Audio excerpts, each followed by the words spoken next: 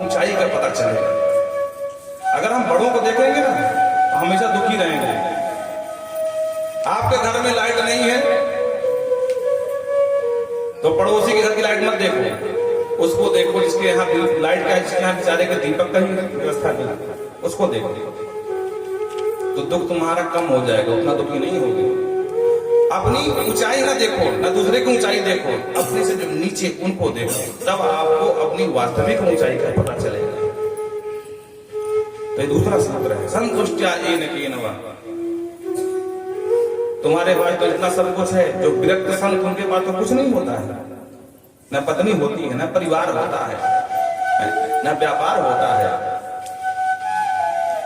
कुछ नहीं होता है। अरे यहां तक कि महाराज अपना पिंडदान पहले ही कर देते हो। महाराज जी बेटे पूछिए, अपना पिंडदान करके ही संत होते हैं। अगर वो दुखी हो तो कितना दुखी होंगे बेचारे, उनके पास तो कुछ नहीं है, फिर भी देखो मस्त रहते हैं। यही है संतोष। येन केन प्रकार संतोष रखो। यहाँ बड़े बड़े सायों के जो किला थे आज खंडहर भूत का घर बने घूम रहे हैं। यहाँ न कोई कुछ लेके आया है, न कोई कुछ लेके जाएगा। एक दिन सबको जाना है। बोलो राधे राधे। कितने किला हैं आज खंडहर के रूप में तब्दील हो गए। देखो क्या करके, जिनको लोग अपना मान रहे थे वो तब चले गए, खंडहर ही छोड़ गए। क्या लेके गए, किसके लिए परेशान है? साईं इतना दीजिए जामे कुटुंब समाए, मैं भी भूखा ना रहूं, साधु में भूखा जाए। बोलो राधे राधे। बोलो वृंदावन बिहारी लाल की। तो कहने का तात्पर्य ये है, अभी हमने साईं शब्द का प्रयोग किया तो आप लोग समझ रहे शिरडी वाले बाबा, ऐसा मत समझ लेना। रामचरित मानस में भगवान राघवेंद्र को साईं शब्द से संबोधित किया गया है। अब वो अलग बात है कि वो फोटो कॉपी करके डुप्लीकेट बना करके साईं परिचित कर दिए, लेकिन जो साईं को पूजते हैं ना तो उसके कुल देवता नाराज हो जाते हैं। हमारे यहाँ किसको पूजना है किसको नहीं पूजना इसकी व्यवस्था बताई गई है। तस्मात् शास्त्रम प्रमाणन्ते कार्य व्यवस्थितो। कौन पूजने योग्य है कौन नहीं है उसको ध्यान से समझना चाहिए। इस तरह अगर पूजोगे तो घर घर भगवान बने बैठे हैं, पूछते रहो। फिर तो क्या हमारे यहाँ देवताओं की कमी है जो इधर उधर पूजना है? बोलो राधे राधे। जिस घर में साईं की पूजा होती है उस घर के कुल देवता नाराज हो जाते हैं, क्योंकि कुल देवताओं के भाग वही ले जाते हैं। इसलिए सावधानी पूर्वक पूजना। सर्वेंद्रियों पर शांत्या। तीसरा सूत्र बताया, सभी इंद्रियों पर संयम बरत। देखना ना इंद्रियों के घोड़े भरे, सदा इनके संयम के कोड़े पड़े। अपने मार्ग को सुमार्ग लगाते चलो, कृष्ण गोविंद गोपाल कहते चलो। इंद्रियों पर संयम होना चाहिए, पूर्ण नियंत्रण जिसे कहते हैं। अगर इंद्रियों पर नियंत्रण हो गया तो फिर आपको भगवान को मनाने की आवश्यकता नहीं, भगवान को मान जाएंगे। 3 सूत्र दिया जोरदार। आसुतुष्य जनार्दन, जिसने 3 सूत्र को गांठ बांध लिया और 3 काम कर लिया तो आसुतुष्यति। आस माने बहुत शीघ्र। भगवान जी का एक नाम है आसुतोष। तोष माने आस माने शीघ्र, तोष माने प्रसन्न होने वाले। आसुतोष तुम ऑर्डर दानी। तो आसुतुष्यति जनार्दन, भगवान जनार्दन उस भक्त से बहुत ही शीघ्र प्रसन्न हो जाते हैं, तुष्ट हो जाते हैं। सुंदर उपदेश दिया महाराज। और इन्हीं अभी जो आप सुन रहे थे ये उत्तानपाद जी का वंशधा, इन्हीं के बड़े भैया प्रियव्रत, इन्होंने सोचा कि ये फालतू में रात क्यों होती है भाई। दिन भर तो लोग काम करते हैं, रात भर मार खराटे सोते हैं, रात नहीं होनी चाहिए। तो एक रथ में ज्योतिर्मय रथेन रजनीमत गिरंत श्याम 7 दिन परिक्रमा लगाई तो दिने दिन रहा महाराज जाते ना भाई। कितने प्रतापी महाराज राजा। देवता भागे भागे ब्रह्मा जी के पास गए। ब्रह्मा जी ने कहा बेटा क्या कर रहा है? बोले विधाता ये रात बेकार। रात में लोग फालतू समय बर्बाद करते हैं सोने में। ब्रह्मा जी ने समझाया, भैया ये इंसान है, मनुष्य है, मशीन थोड़ी ना है कि 24 घंटा काम करेंगे। अरे 24 घंटा मशीन भी चलती, वो भी खराब हो जाती है, उसको भी आराम चाहिए। तो ये इंसान नहीं है, तो दिन भर काम करेंगे, अगर सोएंगे नहीं तो बीमार पड़ जाएंगे। प्रकृति में कोई भी वस्तु अनुपयोगी नहीं होती है, सारी उपयोगी होती है, बस उपयोग करने का तरीका होना चाहिए। बोलो राधे राधे। अब हमारे पास है बंदूक और किसी ने हमसे गर्म जोर से बात कर दिया, हमने निकाला, नाल मारा, अब कुछ विचार नहीं किया, सीधा ठोंक दिया। जब ठोंक दिया उसके बाद कहने, अरे राम राम ये बंदूक बहुत खराब चीज है भाई, फालतू हमको जेल जाना पड़ेगा। तो उठा करके बंदूक गंगा जी में फेंकाओ। अब बोलो, बंदूक खराब है, तुम्हारी बुद्धि खराब है। बोलो जय सिया राम। बंदूक का काम रक्षा करना है, प्राण रक्षा के लिए बंदूक होती है। और तुम उसी के किसी को ठोंक दो तो तुम्हारी बुद्धि की खराब है, बंदूक खराब है। घर में भोजन बनाया और भोजन परोसा, नमक नहीं है, घर वाले ने 4 बार सुनाई, तेरा दिमाग कहां रहता है? आज एक भी नमक नहीं डाला, दूसरे दिन फिर बनाया, बहुत सावधान रहेगा। तो एक जगह की जगह 2 जगह नमक 2 बार डाल दिया हमारा, तो पूरा बन गई खारी। अब कल 4 सुने थे, आज 32 सुनना पड़ा। और तीसरे दिन एकदम सावधान रही, नमक की माला चल रही, नमक नहीं डाला था कल, आज नमक डालूंगी, आज नमक डालूंगी, कैसे भी करके नमक डालना है और सावधानी पूर्वक डालना है। तो खीर में डालना था, पूरा तो पड़ गया नमक। बोलो राधे राधे। और सब्जी में डालना था, नमक तो पड़ गया पूरा, पूरा तो चीनी का। बोलो राधे राधे। अब जी को खारी होनी तो बन गई मीठी, खीर हो गई खारी, सब्जी हो गई मीठी। और जब परोसा और स्वामी जी ने पाना शुरू किया तो 3 कोने का मुंह बनाया, मुंह से बड़बड़ाना शुरू किया।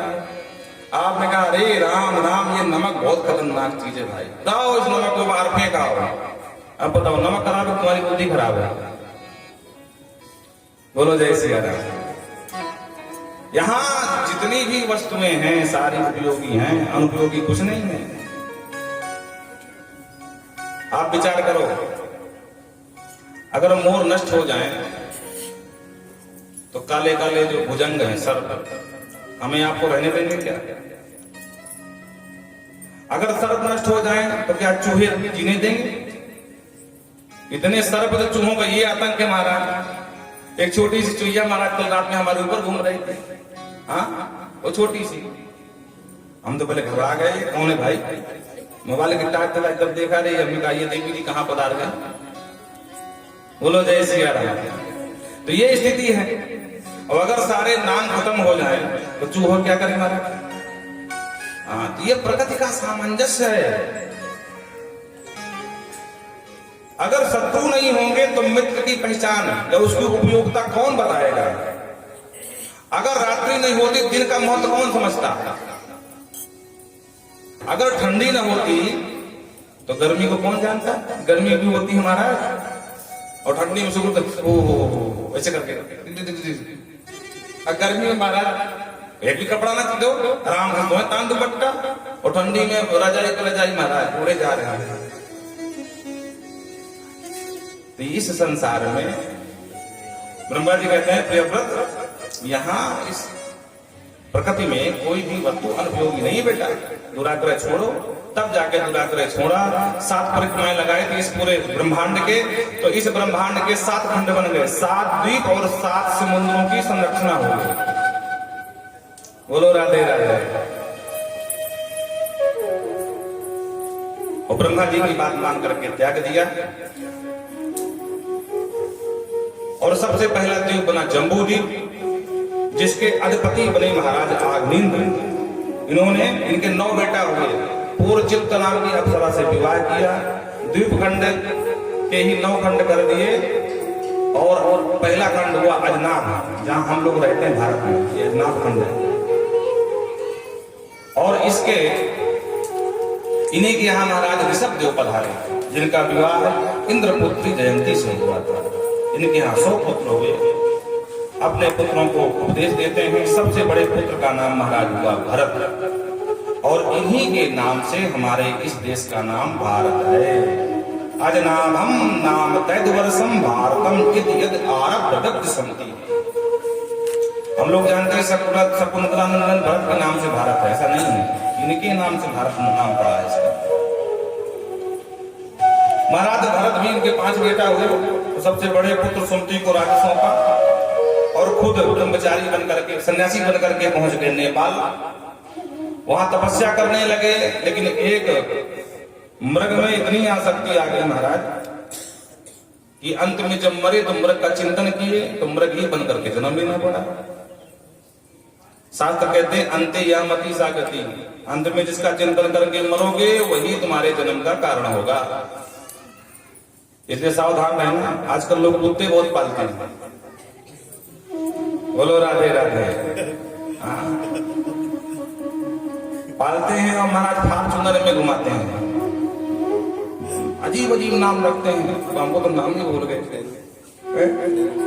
हाँ, जो भी रखते हैं इतना प्रेम से, मतलब गौ माता को पालना चाहिए, उसको तो बाहर कर दिए, अब कुत्ते को ले आए अंदर। क्या विडंबना है समाज की, क्या कहें, ठीक है। तो कुत्ते का चिंतन करते करते कुत्ते ही बनना पड़ेगा। जीवों पर दया करो कौन कहता है, लेकिन अब जीव को दया के चक्कर में घरे ले आओ, डॉगी डॉगी कहते हैं, शेरों शेरों भगवान जाने क्या क्या नाम रखते हैं।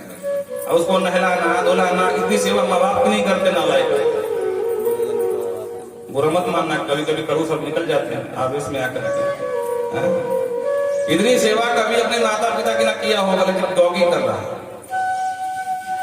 माता पिता जब सुबह से खाली चाय पाऊं में, पर डॉगी बिस्कुट खा रहा है। क्या समय आ गया भाई, गौ माता भूखी रमा रही है, अब बिस्कुट खा रहा है कुत्ता। ध्यान रहे, अंतकाले यामति सागति, अंत में अगर कुत्ते का ही डागी का चिंतन करते करते मर गए तो डागी बन के ही आना पड़ेगा। और यही स्थिति हुई महाराज भरत जी के साथ। पर तपस्या का बीज कभी लुप्त नहीं होता है। मृग देह में भी याद बनी रही कि मैं राजा था पहले, भरत नाम का। मृग के चिंतन में मृग ही बन गया। धीरे धीरे मृग का शरीर छूट गया और इस बार अंगिरा गोत्री ब्राह्मणों के यहाँ का जन्म हो गया। सब मिलाकर के 10 भैया थे। बचपन से सावधान हो गए कि इस बार झंझट में नहीं पड़ना घर गृहस्थी के। तो क्या करें, बोले पागल बाबा बन जाओ। और पागल तो दुनिया में घूमते हैं, कोई किसी मतलब नहीं रखता पागल से।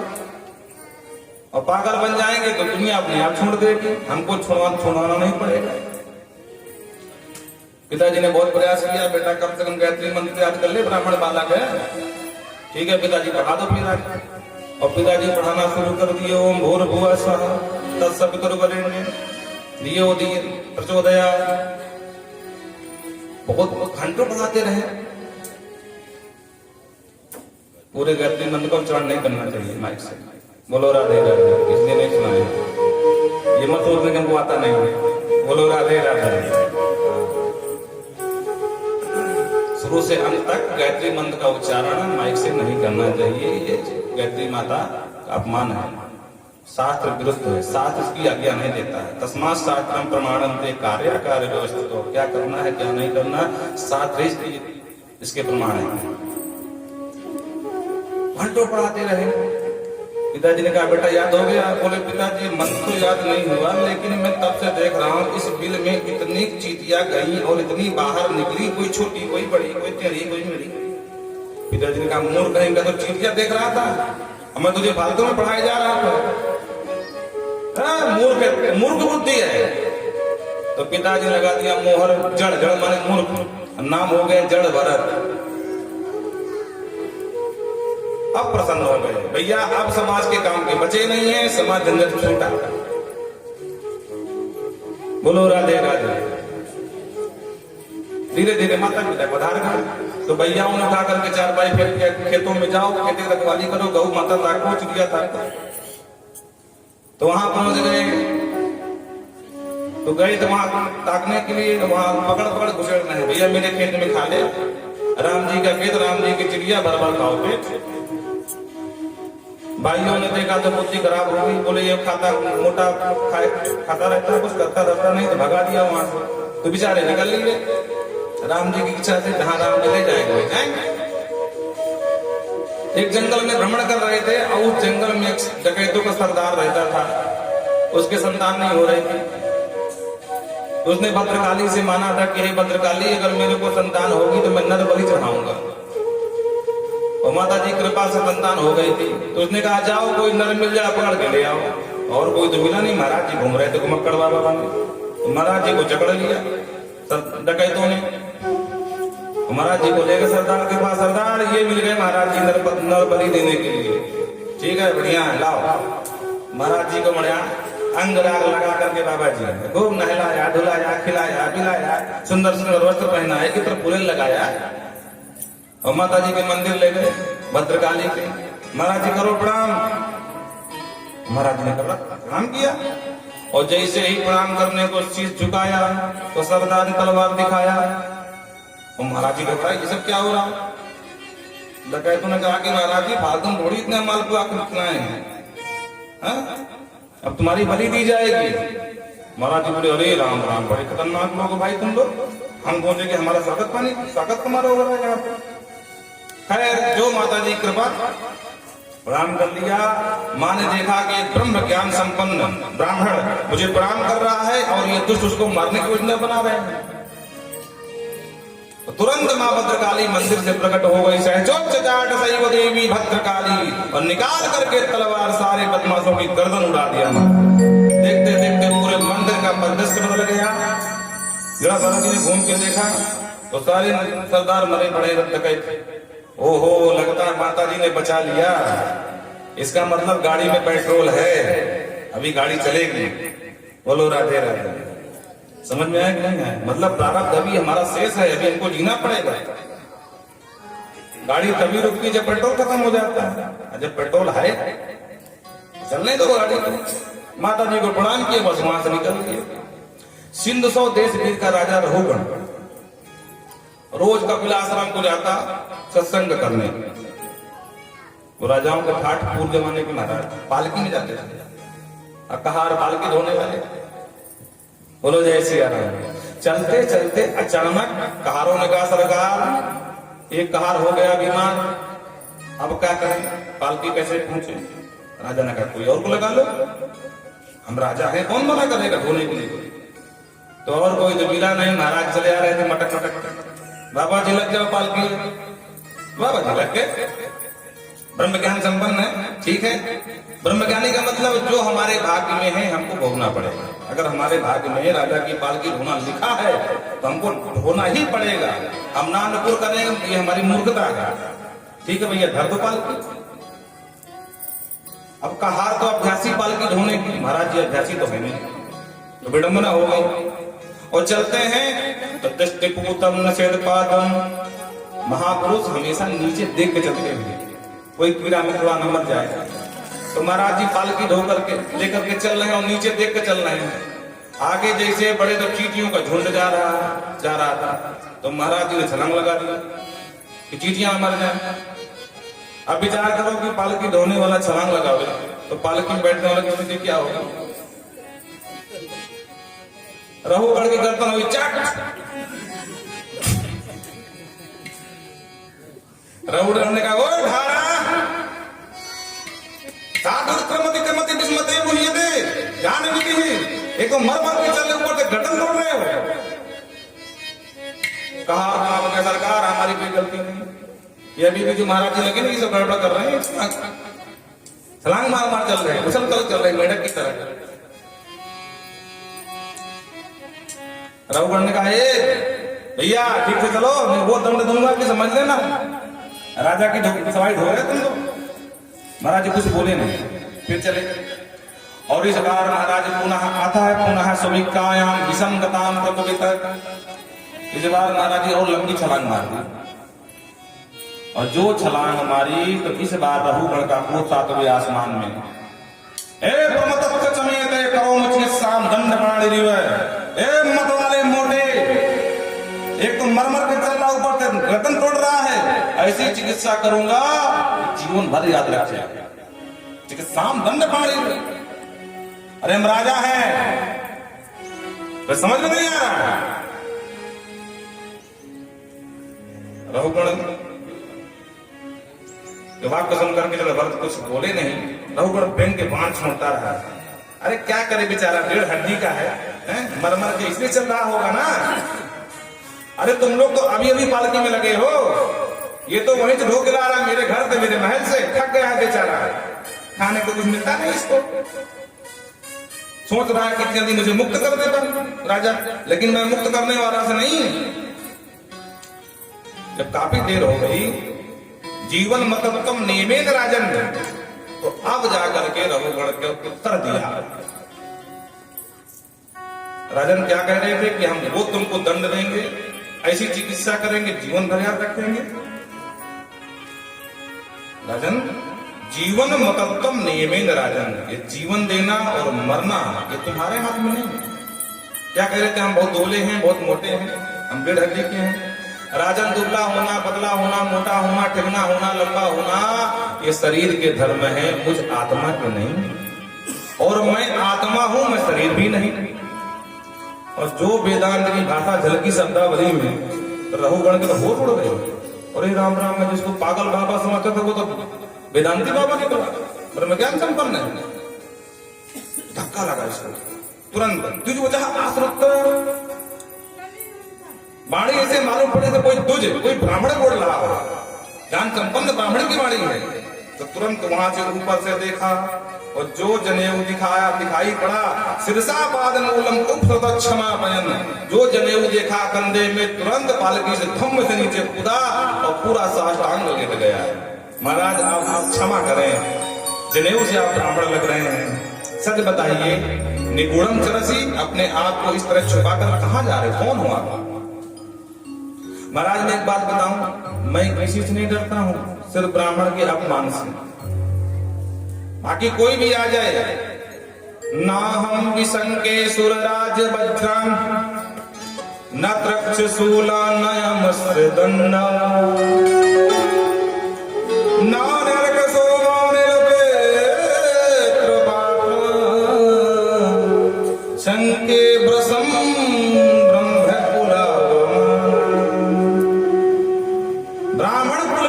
से डरता हूं मात्र। ना हम विसंके सुरराज वज्रान, देवराज इंद्र भी वज्र लेकर चुनौती दे तो ये रघुगण भिड़ जाएगा, भले ही मारा जाए तो क्या होगा, मैं वो क्षत्रिय हूं।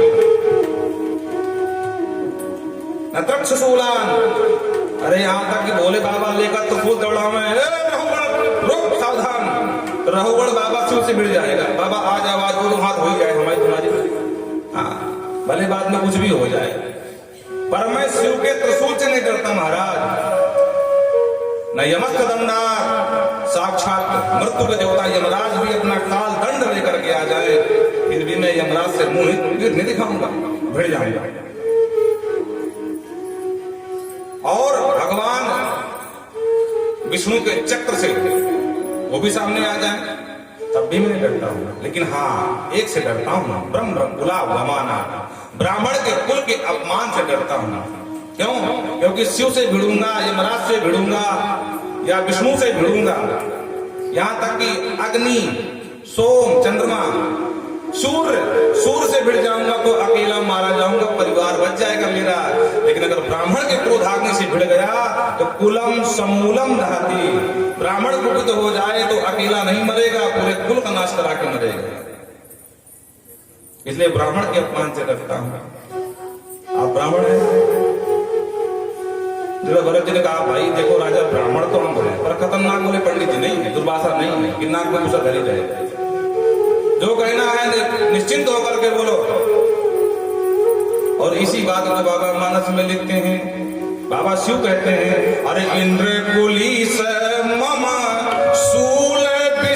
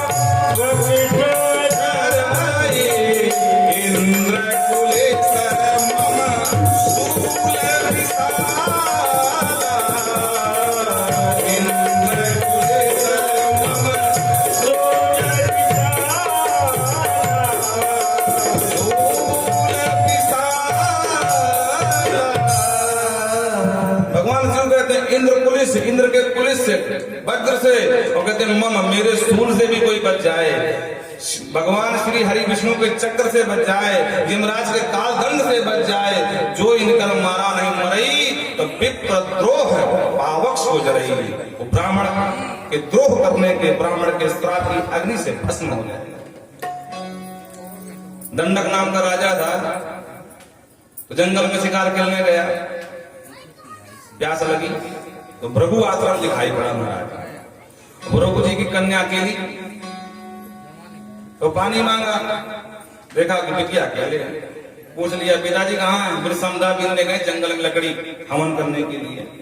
अकेली कन्या को पा करके बलात् दुराचार किया। जब भृगु जी वापस आए, बिटिया से पूछा, बताया दंडक ने ऐसा किया। तुरंत हाथ में लिया जल, गायत्री मंत्र पढ़ करके श्राप दे दिया, हे दंडक तेरी इतनी हिम्मत, तो ब्राह्मणी कन्या के साथ, मेरी पुत्री के साथ दुराचार किया है, जाओ श्राप देता हूं, तू तेरी प्रजा, तेरी पूरी राज्य को सब पत्थर हो जाए। और वही श्राप दंडक बन प्रभु करो तुम पावन। वाल्मीकि जी ने कहा था राम जी से कि जाओ, दंडक नाम का राजा, उस मूर्ख के चक्कर में पूरी प्रजा जंगल हो गई, पूरी प्रजा पत्थर हो गई है, तो सरकार आप जाओ दंडक बन को पावन कर दो। कितनी जीवात्माएं आज अहिल्या बनी पड़ी हुई है, यहाँ एक अहिल्या पत्थर की नहीं हुई थी, पूरी प्रजा का प्रजा पत्थर हो गया था महाराज। दंडक भी मरा, उसका पूरा परिवार मरा, और उसकी पूरी प्रजा मर गई, जंगल में बदल गई, अरण्य में बदल गई। श्राप दे दिया था भृगु जी महाराज। कुलम समूलम दाती, ब्राह्मण से कभी द्रोह मत करना, ब्राह्मण पर द्रोह करने वाला भी सुरक्षित नहीं रहता है। बोल भक्तवत्सल भगवान की। बड़ा सुंदर उपदेश दिया राजन। वैसे तुम अपने आप को बुद्धिमान मानते हो, अरे एक बात बोलूं, कहते हैं अकोविदा कोविदवादवान, विद्वानों के साथ थोड़ा उठना बैठना तेरा हो गया है, थोड़ी बहुत जानकारी हो गई है, बाकी तो महामूर्ख है, मुझे कुछ नहीं पता। अब बोलो, एक राजा को एक सामान्य सा व्यक्ति कह रहा तू महामूर्ख है, इसमें हिम्मत है? वही कह सकता है जो ज्ञान संपन्न होगा, जो मृत्यु से ऊपर उठ चुका होगा, वही ऐसा उत्तर दे सकता है राजा को, मुंह पर कह सकता है तुम महामूर्ख हो। अगर हमारी मृत्यु आ गई है तो कोई टालने वाला नहीं है, और अगर मृत्यु नहीं है तो कोई मारने वाला नहीं है। राजा है तो क्या होगा? मुंह पर बोल दिए कि तू कुछ नहीं जानता, महामूर्ख है तो। और राजसी ठाट का धौंस मुझे मत देना, जानते मैं कौन हूं? अरे तू एक देश का राजा होगा, मैं एक समय था ऋषभ नंदन भरत हूं, चक्रवर्ती सम्राट था। अहम पुरा भरतो नाम राजा, परिचय दिया अपना। अरे मुझे क्या तू बातचीत ठाट दिखा रहा है? अरे तू आज विधायक है, मैं एक समय तक प्रधानमंत्री था। बोलो राधे राधे। विधायकी हमको दिखाओगे तुम? हम देश के प्रधानमंत्री थे, एक समय ऐसा भी था। अब आज अलग बात की राजनीति संन्यास ले लिया। बोलो राधे राधे। अहम पुरा भरतो नाम राजा, विमुक्त दृष्टः सत्संग बंधवः, आराधनम भागवतम ही मानो मृगो भवम। मैं पुराने जमाने का ऋषभ नंदन चक्रवर्ती सम्राट राजा था, आराधना के लिए नेपाल में आया और मृगो भवम मृग संघात था। एक मृग की आसक्ति में मैं मृग बन गया। पर मैं इस बार सावधान रहा, ब्राह्मण का जन्म लिया हूं, तो इस बार मैंने कोई झंझट ही नहीं पाला। और अंत में ज्ञान दे दिया, रघु गण तत्तपसा न जाती, न चेजया निर्वपड़ा गृहाद्वा, न छंदसा नैव जलानि सूरी, बिना महत पाद रजोभिषेका, बिना महत पाद रजोभिषेका। अरे राजन, जब तक अपने से जो श्रेष्ठ है उनकी चरण की धूलि का अभिषेक नहीं करोगे, उनकी चरण में लोट पोट नहीं करोगे, तब तक तुझे आत्म तत्व का बोध होने वाला ही नहीं है। न तपसा, तू कितना बड़ा तपस्वी हो जा, कितना बड़ा दानी हो जा, निरोपणाद अन्नदान खूब कर, पर तेरा कल्याण नहीं होगा जब तक अपना मस्तक किसी श्रेष्ठ गुरु की शरण में नहीं टिकाएगा। डांट करके महाराज ऐसा उपदेश दिया कि आज रघु गणपर्ण का कल्याण ही कर दिया। महाराज परीक्षित ने पूछ लिया, सरकारें बताओ जो पापी लोग मरते हैं ये मर करके कहाँ जाते हैं? तो सुखदेव बाबा ने 28 नरकों का वर्णन किया। बड़े ध्यान से सुनना। बोल वृंदावन बिहार लाल की 28 प्रकार के नरक बताए। कौन कौन से? अंधतामिष्ट रौरो महारौरो कुंभी का काल सूत्र अश्वत्र वन शुकर मुख अंधमुख क्रम भोजन संतपन फल पित्र 28 नरक गिनाए। और इन नरकों में अलग अलग उग्र पशुओं में पक्षियों प्राण, जो लोग पशु पक्षियों की हत्या करते हैं तो उनको ले जाते हैं कुंभी पाक तैल में डाल देते हैं। कुंभी तैल नाम के कुंभी पाक नरक में डालते हैं, जहाँ एक बहुत बड़ी कढ़ाई होती है और उस कढ़ाई में तेल होता है खौलता हुआ, उसी में जीव को डाल दिया जाता है। इसलिए जो पशु पक्षी मारकर खा रहे हैं ध्यान सुन ले। हाँ, आज तुम दूसरे को मारो, कल तुम भी मारे जाओगे इसी प्रकार। बोलो राधे राधे। अच्छा एक बात और, उसको कहते हैं यातना दे। यहाँ समस्या है, कोई संकट है, फांसी लगा दो, मर जाओगे, मुक्त हो जाओगे। पर वहां मरने वाले नहीं हैं, दर्द बराबर मिलेगा।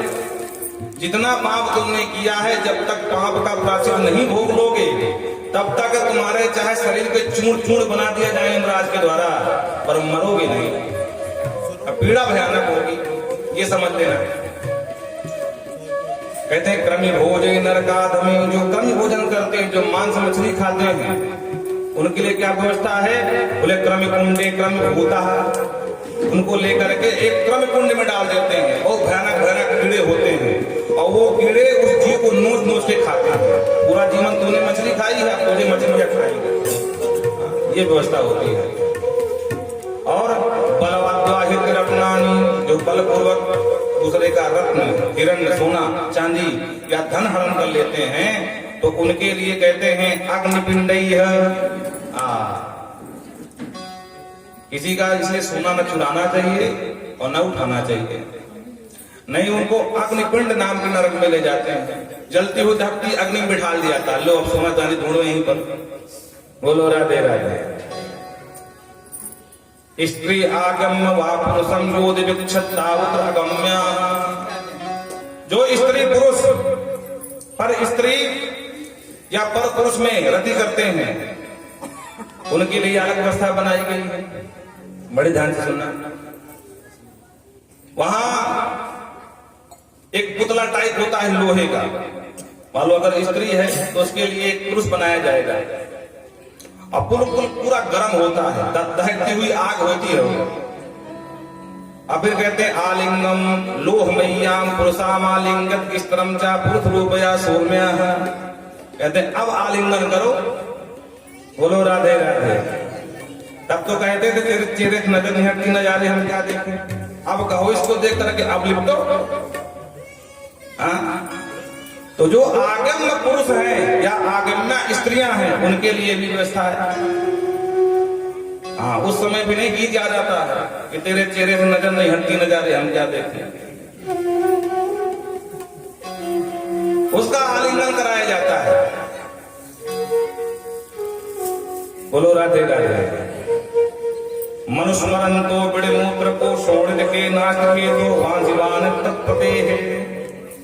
नष्ट शौचाचार नियम त्यक्त लज्जा पर चर्या चरंती, जिन्होंने अपना शौचाचार नष्ट कर दिया है, पदचर्या चरंती, पशुओं की भांति जो आचरण करने लगे हैं। भाई पशुओं को भी लाज शर्म तो होती नहीं है। अब आजकल समाज में भी यही हो रहा है, उनको लोग अत्याधुनिक मान रहे हैं। जितना निर्लज्जता आ जाए वो उतना आध्यात्मिक माना जाता है। बोलो राधे राधे। कभी कभी व्यासपीठ से कहने को संकोच लगता है। एक दिन हम एक को देख रहे थे पेपर का कुछ, उसमें जया बच्चन ने अपनी नातनी को कहा था, अब कहें कि न कहें, बड़ा संकोच लगता है। बोल वृंदावन बिहारी लाल की। लेकिन एक बात समझ रहे, ये जितने नाचने गाने वाले हैं ना, इनको अपना अनुयायी मत मानो। पूर्व जमाने में नाचने गाने वालों को अलग से व्यवस्था होती थी। गांव के बाहर तंबू पड़ा रहता था, वहीं आराम से रहो, लोगों का मनोरंजन करो, बस तुम्हारी उतनी ही औकात है। हमारे घर गृहस्थी में घुसने की अवसर तुमको नहीं है, क्योंकि तुम्हारे पास इतना ज्ञान ही नहीं है। जो जितना बड़ा व्यभिचारी होगा वो इतना बड़ा अच्छा कलाकार होता था। उसका काम तो फिर मनोरंजन करना है ना, वो एक रखे ज्यादा से रखे। अब उनको हम अपना हीरो मान लेते हैं, जो जैसा वो करते हम भी करना है। पर ध्यान रखे, इनकी गति सिर्फ हमारा मनोरंजन तक सीमित थी, नाचना कूदना गाना, और आज ही आपको ज्ञान दे रहे हैं। तो इनके ज्ञान की आवश्यकता नहीं, हमारे पुराण भरे पड़े हैं। अगर इनका ज्ञान लोगे तो जीवन सुधरेगा। जय बच्चन कह रही थी अपनी नातिन से कि अगर अविवाहित अवस्था में तेरे को बच्चा होता है तो मुझे कोई आपत्ति नहीं। बताओ, बोलो आप। बोलो वृंदावन बिहारी लाल की। तो कहने का तात्पर्य यह है कि ये सब निर्लज्ज हैं, इनके लाज शर्म तो है नहीं। इसे लिखा गया पश्चात्याचरन्ति, जिसे पशु को कोई लाज शर्म तो होती नहीं है, कोई धर्म नहीं होता, कोई नियम नहीं होता है। उसी प्रकार ये निर्लज्ज जो जितने अभिनेत्री अभिनेत्रियां हैं, हम सबकी बात नहीं करते हैं, लेकिन जो इस तरह का संदेश देती हैं उनके लिए हम स्पष्ट रूप से बोल रहे हैं। इंसान के रूप में पशु हैं, पशु के समान है, पशु है भाई। इसलिए इनको अपना हीरो मत मानो या हीरोइन मत मानो। अगर मानना है तो जो धर्म के प्रसारक है उनको मानो, उनके लिए अलग व्यवस्था है। इसलिए समलाप पूरा में निपतंती, ऐसे निर्लज्ज लोगों के लिए मल मूत्र से भरा हुआ कुंड होता है, वही फेंक देते हैं, पियो आराम से। तब समझ में आता कि मेरे को दिक्कत नहीं है, तब वही पता चलेगा जब नरक में जाओगे। तो सारी कलाकारी, सारा एटीट्यूड वही निकल जाएगा। बिग बी की जो महारानी बनी घूमती हो, शर्म आनी चाहिए। उम्र कितनी है और क्या बोल रही है, समाज क्या आपसे शिक्षा लेगा? जिस समाज का खाती वही में छेद कर रही है, उसको शर्म नहीं आ रही है। अगर हम लोग आप लोग न देखें इनकी फिल्में, भूखों मर जाएंगे। अरे ठीक है, बोल वृंदावन बिहारी लाल की जय। सुगंध पतयो ब्रह्मणादयो मृग विहारादि के चांद्रगान निगनंती गम पुरुषाः। कभी किसी के साथ गलत नहीं करना चाहिए, शास्त्र कहता है। अगर गलत करोगे तो आपके लिए यमपुरी में यमराज ने अलग से नरक बना रखे हैं, आपको प्रायश्चित करना पड़ेगा। महाराज परीक्षित कहां पर गए? सरकार ये तो नरक की व्यवस्था बड़ी भयावह है। अगर भूल से कोई पाप हो जाए तो बोले राजन तुम नरकों को समझो धोबी घाट। बोलो राधे राधे। एक तो नियम है, कपड़ा अपने हाथ साफ कर लो, ज्यादा दाग लग जाए नहीं साफ हो धोबी को पकड़ा दो। तो धोबी घाट में सफाई तो जोरदार होती है, पर धुलाई भी जोरदार होती है महाराज। हाँ, धोबी फिर कपड़े से रहम नहीं करता है, तो यमराज भी रहम नहीं करते हैं। हाँ, सारा दाग मल जितना तुमने किया है सब छुटाते हैं बराबर। अब कपड़ा बचे चाहे फट जाए पर साफ होना चाहिए, ये स्थिति बन जाती है। बोलो राधे राधे। तो भगवान धोबी घाट अलग से बना के रखेंगे। तन क्या है, ये कपड़ा है, वातांत चीना था बिहार, ये तन भी कपड़ा है। ये जब गंदा होता है ना, मल लगता है पाप रूपी गंदगी, तो यमराज अलग से धोबी घाट बुला होगा। अब तो भाई सफाई हम करेंगे।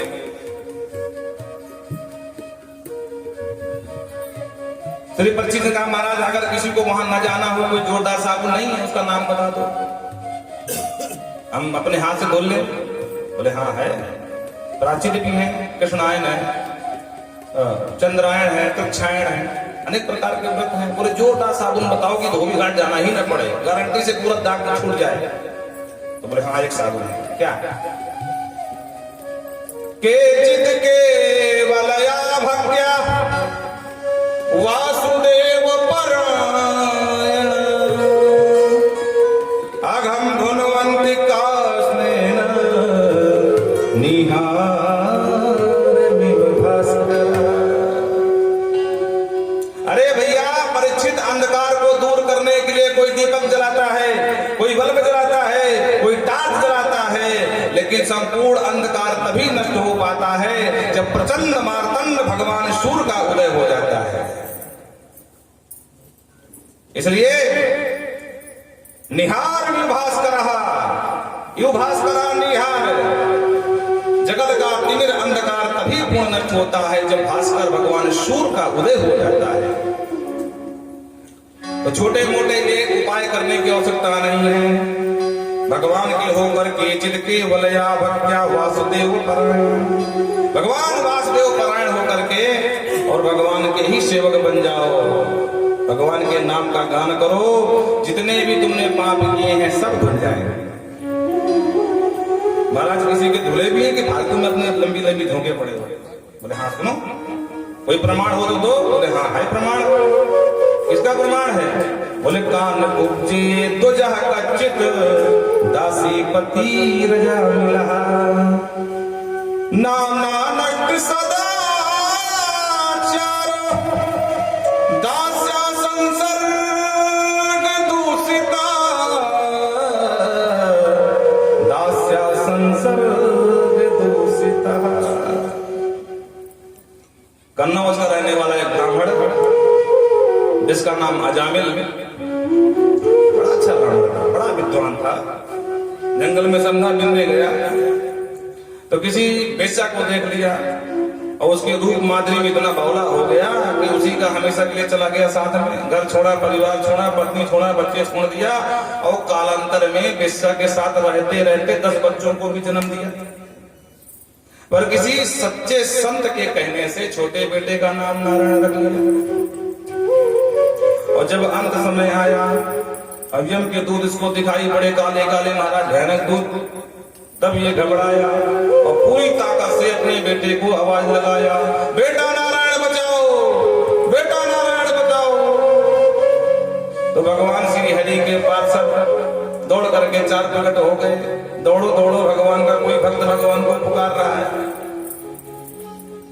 और जो 4 आए हरि के पार्षद यमदूतों को मार धक्का मारा। और जब यमदूतों को मारने लगे, यमदूतों ने कहा भैया ये 4 किले कहां से आ गए? हरि के पार्षद ने कहा तुम 4 कलूटे कौन हो? बोले हम यम के दूत हैं। हरि के दूतों ने कहा हम हरि के पार्षद हैं। तो यहाँ क्यों आए? तुमने सुना नहीं अभी ये क्या कह रहा था कि भगवान का परम भक्त है, भगवान को पुकार रहा था, हम संकट में से बचाने आ गए। वो तुमसे धोखा हुआ है, इसने तुम्हारे भगवान को नहीं अपने बेटे को पुकारा। हरि के पार्षदों ने कहा ये बताओ, इसके बेटे का नाम तो 4 साल पहले रखा गया होगा, पर हमारे प्रभु का नाम तो आदिनारायण है, अब किसका नाम माना जाए? और वैसे भी वस्तु शक्ति ज्ञान की अपेक्षा नहीं रखती है। बोलो राधे राधे। अब आपको ज्ञान हो या ना हो, तार छू लोगे तो तार करंट थोड़ी पूछेगा कि भैया जानकारी में छू रहे हो या ज्ञानता में छू रहे हो। उसकी शक्ति है करंट मारना, वो मार देगा। तो जैसे जानकारी हो या ना हो, ज्ञान हो या ना हो, तार छूने में करंट लगता है, जहर पीने में मरना पड़ता है, जान के क्यों अनजाने में। आग छुओगे जानकारी में छुओ, अज्ञानता पर जलना पड़ता है। उसी प्रकार जानकारी हो या न हो, भगवान का नाम तारण मंत्र है, तो आपको करना पड़ेगा। तो आज वेद प्रणहितोष धर्म धर्म करया, वेद भगवान जिसकी आज्ञा करते वही धर्म है। अज्ञानता बस छुओ या जानकारी बस आपको वस्तु शक्ति कभी ज्ञान की अपेक्षा नहीं रखती है। सांकेतम परिहासम मास्तोभम हेलनमेव वैकुंठ नाम ग्रहणम अशेषघरम निदुः।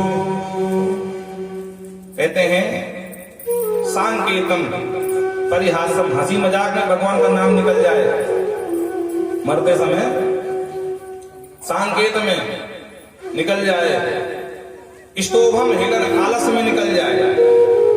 जब वही लोग होते हैं ना सुबह जगते हैं राम राम राम राम करते रहते हैं, इसी श्लोक का अर्थ बाबा ने किया है, भाय कुभाय अनक आलस हो, भाय कुभाय अनक आलस हो, नाम जपत मंगल दिस दस हो, नाम जपत मंगल दिस दस हो।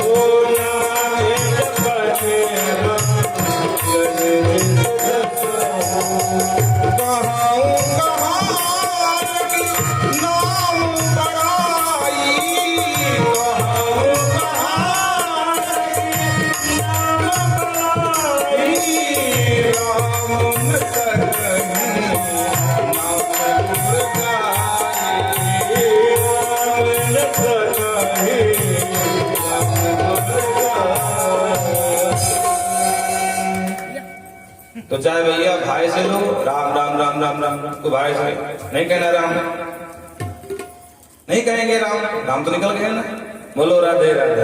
हाँ, नाम जपत मंगल दिस दस हो, कहाँ लगे राम नाम बढ़ाई, और राम न सके नाम बढ़ाई। अंत में ये हरि के यमदूत भाग गए और जा करके काल दंड फेंक दिया। सरकार यमराज से बोले हो गई हमारी नौकरी, अब तो मैं छुट्टी कर दूं। क्या हुआ? अरे बोले एक पापी को लेने गए, ला तो पाए नहीं, पीठ के ऊपर चले आए। यमराज ने कहा तुम्हें कौन पीट दिया भाई? बोले हम नहीं जानते, वो चार चमकीले आए, बोले हम नारायण के पार्षद हैं, और जो नारायण नाम लिया तो यमराज ने मुंह में हाथ धर दिया, खबरदार ये नाम दोबारा मत लेना। क्यों सरकार? अरे भाई बरूद फैक्ट्री में बीड़ी सिगरेट पीना कहाँ की बुद्धिमानी है, कभी भी ब्लास्ट हो सकता है। अरे जितने पापी नरक गोड़ रहे हैं, अगर ये पवित्र नाम उनके कान में चला गया और इन्होंने एक बार भी नाम ले लिया तो सबको मुक्त करना पड़ेगा, पूरा व्यापार चौपट। इसलिए ये नाम न लेना। सरकार इस नाम की क्या महिमा है?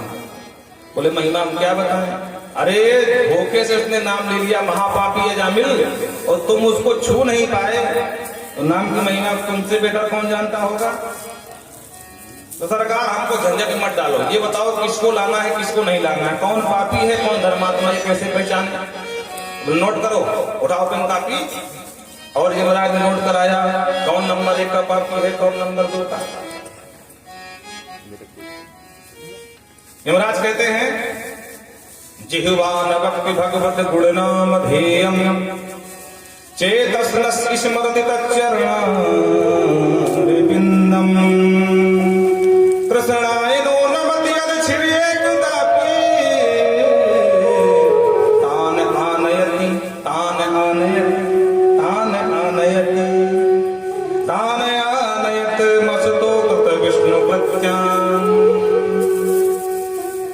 कहते हैं जिह्वा न वक्ति भगवत गुण नाम ध्येयम्, जिसके मुख से भगवान का पवित्र नाम कभी न निकलता हो वो नंबर 1 का पापी है। डरने की आवश्यकता, सीधे पकड़ के ले आना, ठीक। चेतस न स्मरत तच्चरणारविंदम, जिसका चित्त कभी भगवान के चरणारविंदों का स्मरण न करता हो वो भी नंबर 1 का पापी, उसको पकड़ लाना। और कृष्णाय नो नमत यच्छिर एक राखी, जो कभी भगवान को प्रणाम न करता हो उसको पकड़ लाना। खबरदार चौथे से हाथ मत लगाना। विष्णु कृत्यान है, जो विष्णु दूतों ने भी किया तुम्हारे साथ, अगर खबरदार चौथे से हाथ लगाया तो फिर वही भोगना पड़ेगा, पिटाई होगी तुम्हारी। ये 3 प्रकार के पापी बताए। महाराज ये क्यों पापी हैं? क्योंकि ये कृतज्ञ है। कैसे कृतज्ञ है? अरे भाई हमें कोई एक गिलास जल देता है, पिलाता है, तो हम धन्यवाद देते हैं, भैया बहुत बहुत धन्यवाद आपका, बड़ी जोर की प्यास लगी थी आपने जल